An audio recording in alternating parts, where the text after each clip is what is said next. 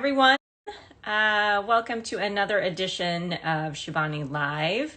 I am pleased to be talking once again to Dr. Mimi Guarneri. She is an integrative cardiologist who is focused on disease prevention and health creation. She's someone that I've been working with for the last let's think about this, maybe 5 or 6 years. And even though I live in the Bay Area and she's in San Diego, I'm still under her care, and she is amazing. She established and was the medical director at the Scripps Center for Integrative Health, and she ran that place for 15 years.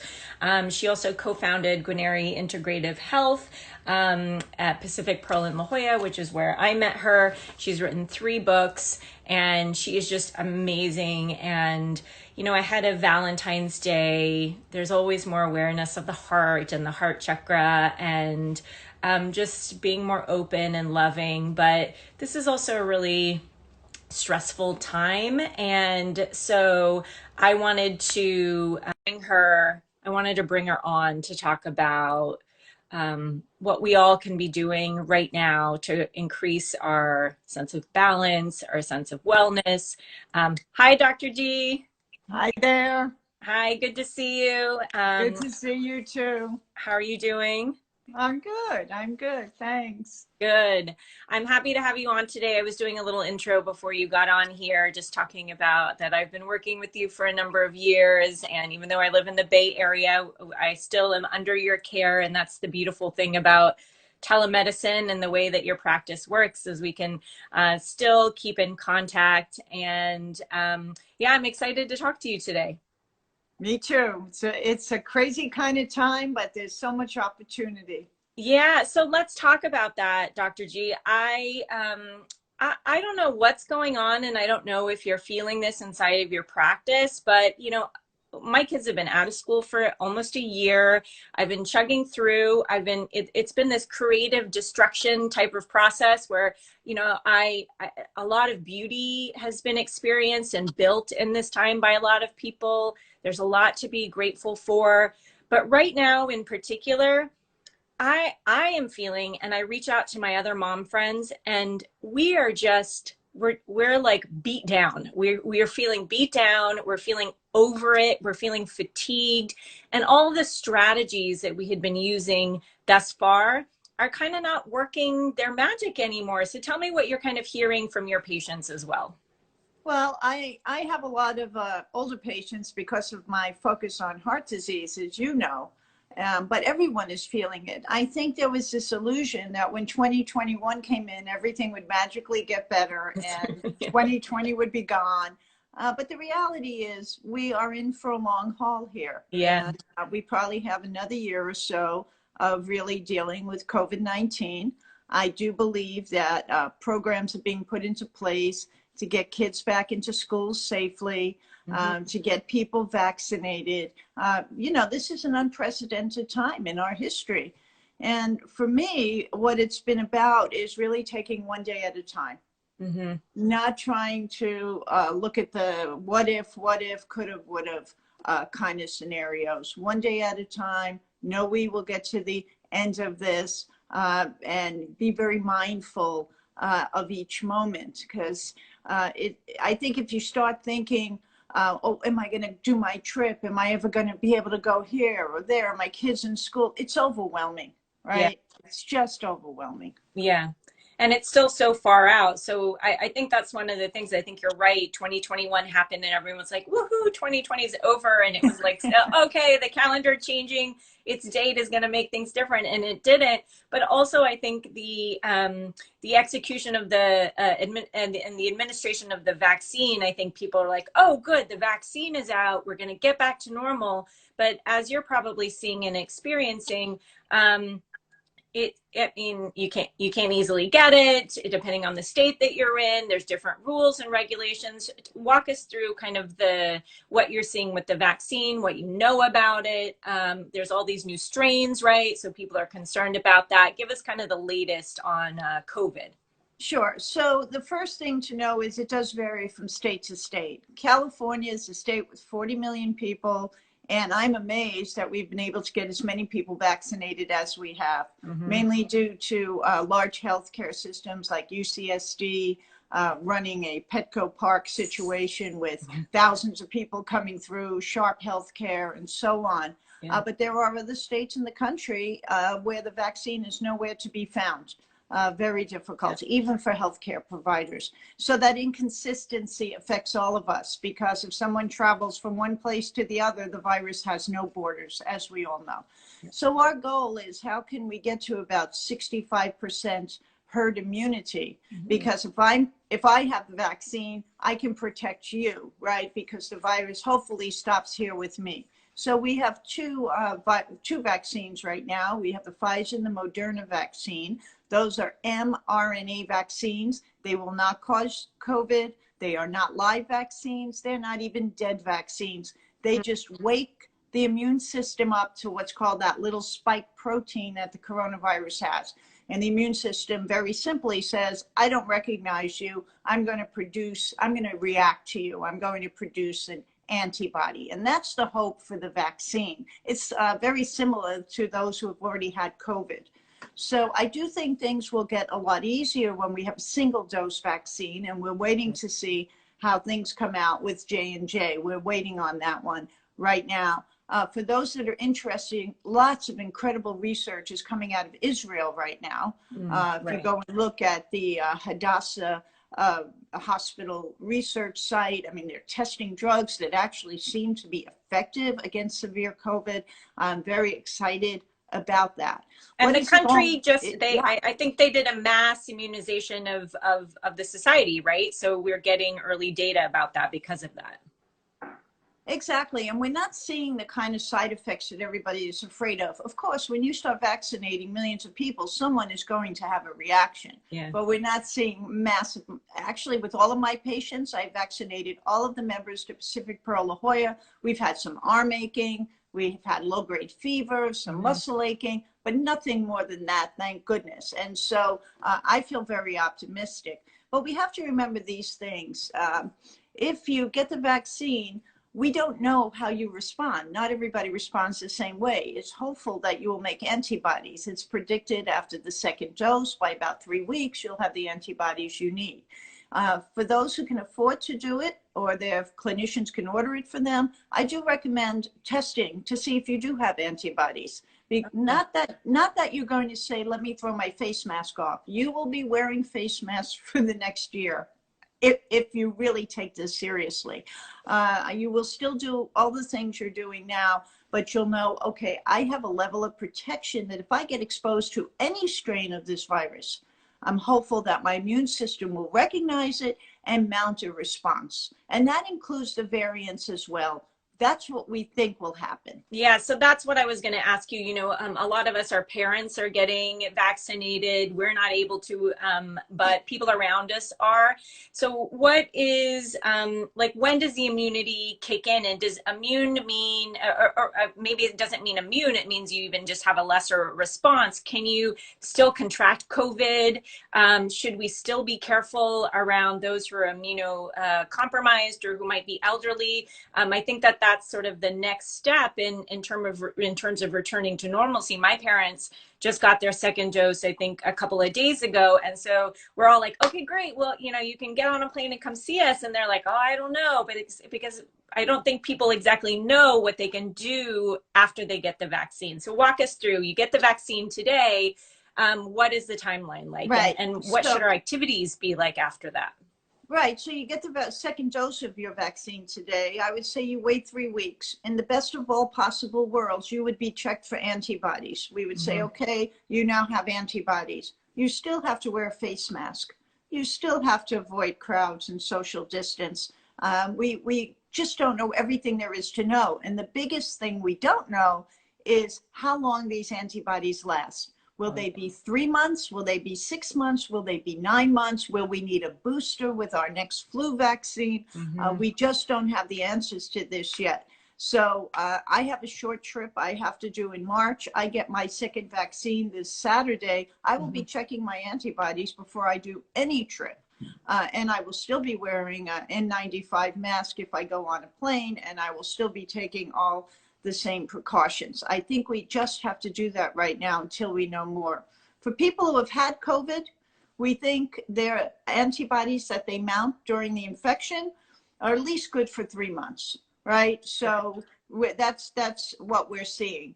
They may last longer, but we are still recommending that people who've had COVID get vaccinated as well. The only people we're really putting a delay on for vaccine is if you've had COVID and you've been treated with one of the monoclonal antibodies, or you've been treated with convalescent serum. You know, we have the capability now. Anyone out there hearing this, if you have COVID and it's early and you're doing okay, you don't require oxygen, talk to your physician about getting getting the monoclonal antibody. If you've had one of those, then you have to wait 90 days. Right? Because if you got vaccinated, it wouldn't make sense. So. Yeah.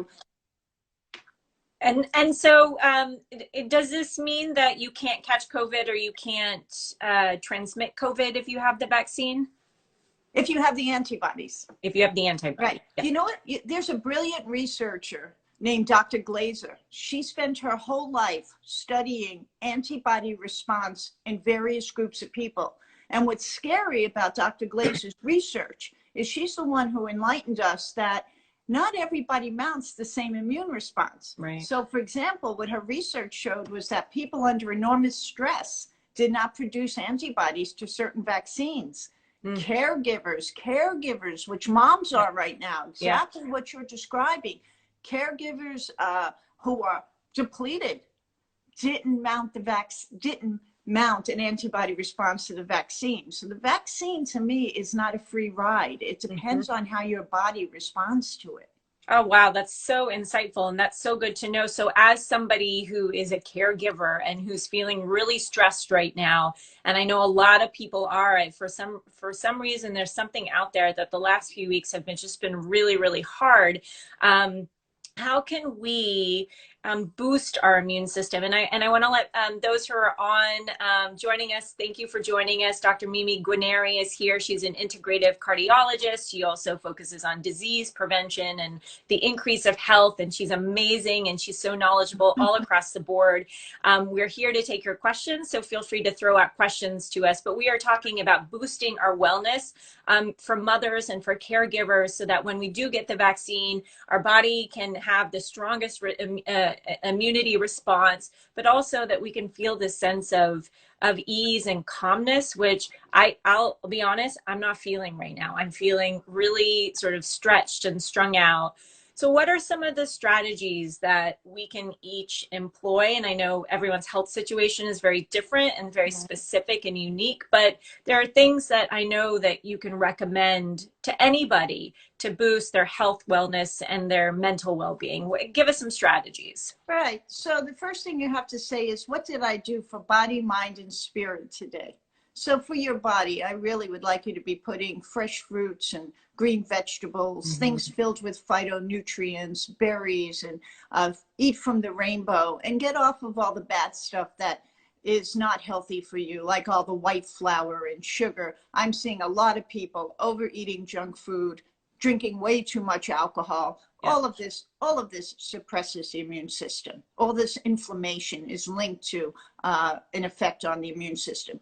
The second is to get out in nature. For those of you that can, take those kids of yours, bring them to a park, let them run around. Kids need to be in nature, and you get out there and you walk too and be around the trees and the flowers or the snow or wherever you are, to try to have a break from being in the house all day long, where many people are. Yeah. The next is to remember that you always have the breath with you.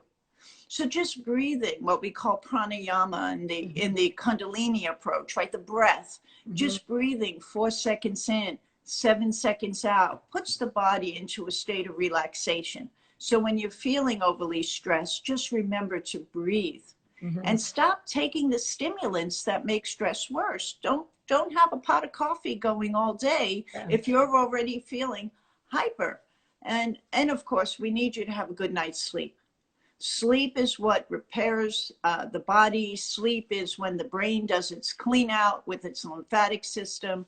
So sleep is fundamentally important. And then you know this, there's so many opportunities. You can go on any of the apps and listen to some meditation and turn the TV off in your house. No news. Turn that TV off because all this breaking news and numbers of deaths and hospitals and people on ventilators is terrifying. We see it as physicians, but for people that don't see this every day, it's like taking someone and putting them in a war zone and saying, look at this. Very stressful.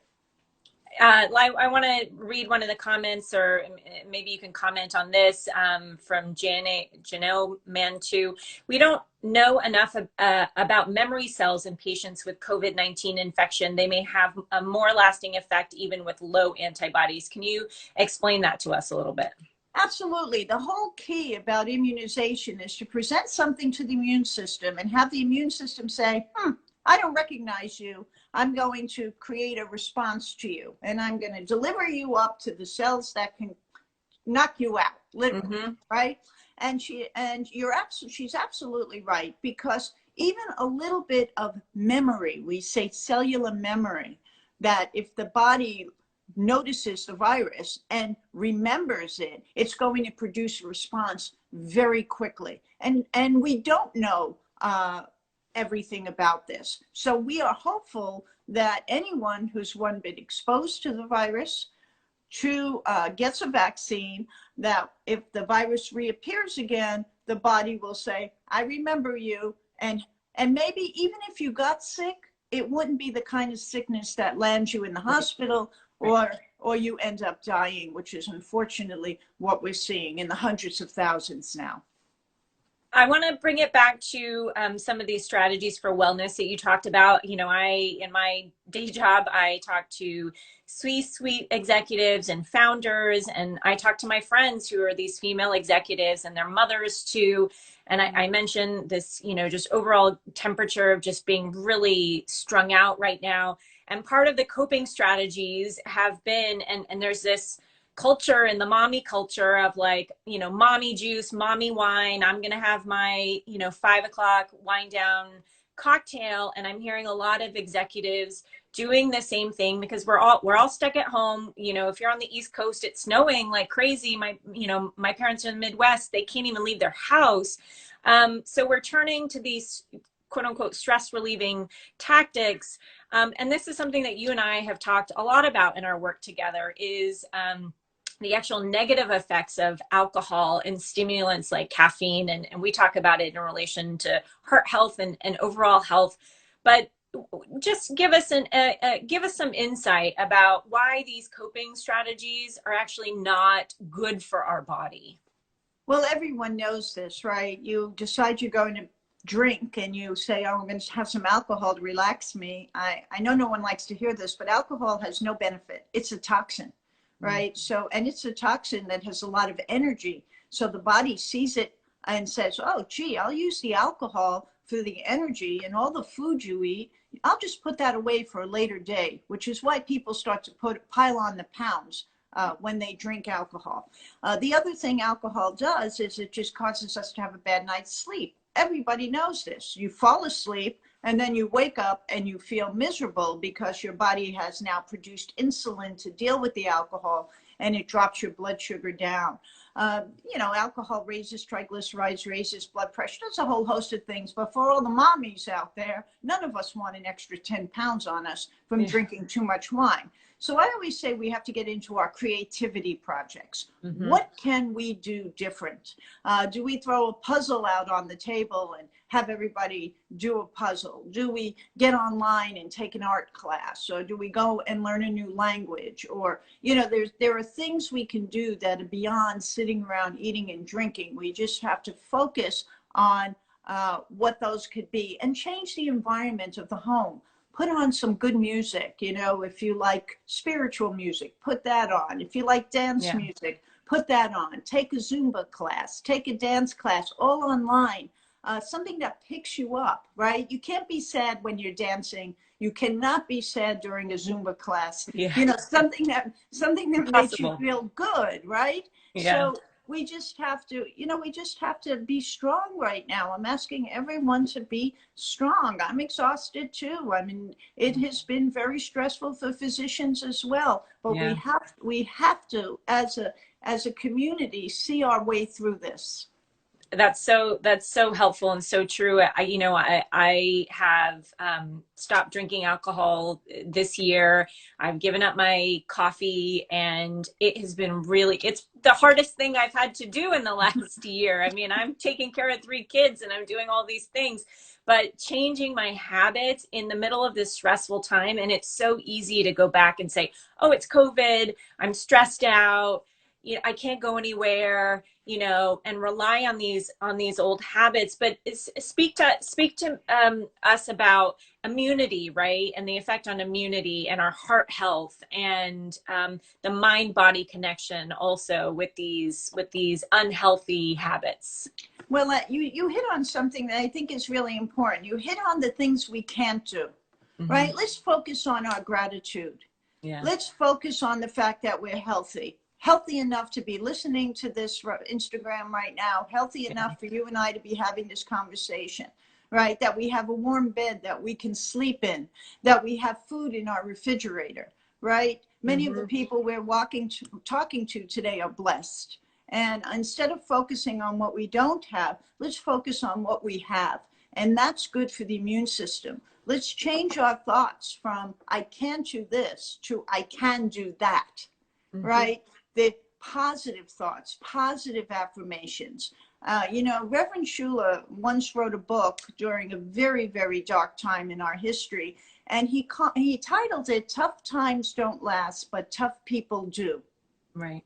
Right. So now Yeah. we're calling on everybody to say, let's look at what we can do. Let's look at what we do have. Let's look at all the blessings in our life instead of always focusing on the negative. And honestly, whether it's food, whether it's the way we're thinking, is our glass half full? Is our glass half empty? That or sleep, these things all have a profound effect on the immune system. Mm-hmm. One of the things that you are a big proponent of as well is meditation, is prayer. How can that help us? I mean, some of us, it's hard. We're in a stressful time. It might feel too daunting to make some big lifestyle changes. Instead of subtracting, we can add things, right? So we can add in more mindfulness. We can add in more gratitude. What is the effect on the body, on the heart? You've written 3 books about connection with the heart, the emotions, mind, body, spirit connection. What is the power of prayer and the power of meditation on the body, and why is it part of your prescription? One of the first things you told me to do when we met, you said, are you meditating every day? And I said, well, I'm trying, but I've got a young baby, whatever. And you just were very adamant that it was something that I needed to commit to. And you were my doctor, right? So walk us through the benefits there and why that's something that we can why we should focus on that now if we're not ready to give up alcohol, ready to give up caffeine. Right. So the research on meditation is huge. Since 1999, the research on meditation has just soared up to hundreds and hundreds of articles. Let me just give you one that I think your audience will find interesting. Dr. Blackwell, the woman who won the Nobel Prize, did a research study in moms who were taking care of sick children, as well as moms who were taking care of healthy children. And what she found was that the moms who were taking care of sick children, who perceived their lives as stressful, just perceiving your life as stressful, she found that their telomerase enzyme was significantly reduced and they had more chronic illness. Now, telomerase is the enzyme that leads to longevity. Less telomerase enzyme, less longevity, for lack of a bigger description. Yeah. What she also found was if people who were in this situation learned mindfulness-based stress reduction, if they took a mindfulness class, learned to be mindful, practice mindfulness, they can completely reverse the process where their telomerase enzyme begins to increase. And this is after a short period of time. The proponents of transcendental meditation have huge research showing 48% reduction in heart attack, stroke, and sudden death with just meditating with TM, transcendental meditation, 2 times a day. And for some people, it may be as simple as turning off the monkey brain, the monkey mind. You know how monkey mind, I have to do this, I have to go there, I didn't do that, or, you know, like a monkey jumps from branch to branch. And putting what we call a sacred word or a mantra into our heads so that when we go into monkey mind, we're saying something more relaxing and pleasing to the body. It could be a sacred word, it could be anything. It could be Om Namo Narayani, it could be Om Namo Shivaya, Om Mani Padme Om, Hail Mary, you know, whatever it is that speaks to us. And if we start playing that in our head, this has been studied. The research shows that we change our heart rate variability pattern, we decrease our stress response. We have to really learn to tame this mind, right? And the ego. Yeah.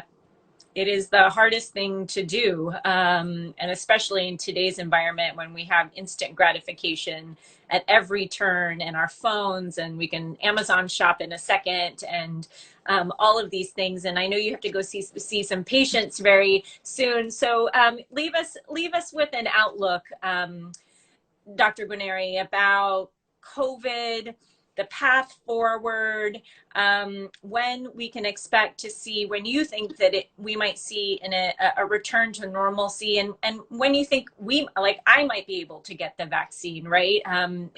Every state is different. We live in California, though. What is the path forward? I think we have to be strong at least until 2022. And there is a light at the end of this tunnel. And we're going to learn a lot from this. And I hope the lessons we learn are these: to practice gratefulness for the things we have, to be grateful that we've made it through this with our health, right? I hope our healthcare system looks at the health disparities and the people that don't have health care that are really getting sick right now because their diabetes and high blood pressure and so on haven't been treated. I hope we transform our healthcare system.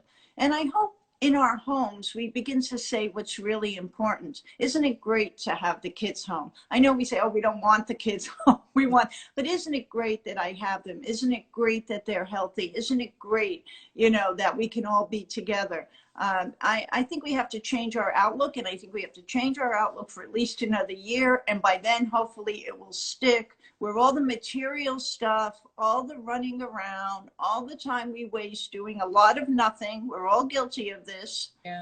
We start to reevaluate that. I would like everyone to think about what's really important in my life right now. What really matters most to me?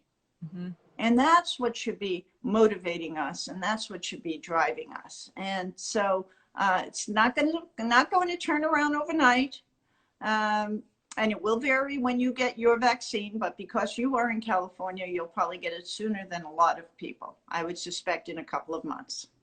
All right. And on that note, caring about others and taking care of others is very important. And that's one of the comments that we received. Dr. Guarneri, it is always a pleasure to talk to you. Keep doing your hard work. I wish you, just strength and resilience. You're doing God's work right now, and you're helping communities, and you're helping our audience. Thank you, everyone, for joining us as well. And where can we find you and learn more about you? Share that with us. Yeah, come and take a look at our website, pacificpearllajolla.com, and you're welcome to join us for a full lecture next weekend with the La Jolla Community Center on February 16th. And we have a lot of resources on our website. Go into the resources and learning area, everything from prayers to recipes, all sorts of good stuff, to videos. And you're launching a new weight loss program too, I saw. Right, it's coming. It's coming. We've put Dr. Petty and I put a full online weight loss program together that's really a body, mind, spirit approach. And we're going to do this together. And I think it's the kind of thing that people need right now. I think so. I think everybody's ready for a change and to get control over their life again. I think we let it go. And you're right, coming back to what matters and what's important, and reminding ourselves that this has been a gift. Sometimes it's a hard pill to swallow, but it's a gift in the end. Is a good way to get through each day, one day at a time. Dr. Mimi Guarneri, thank you so much, and I look forward to talking to you again soon.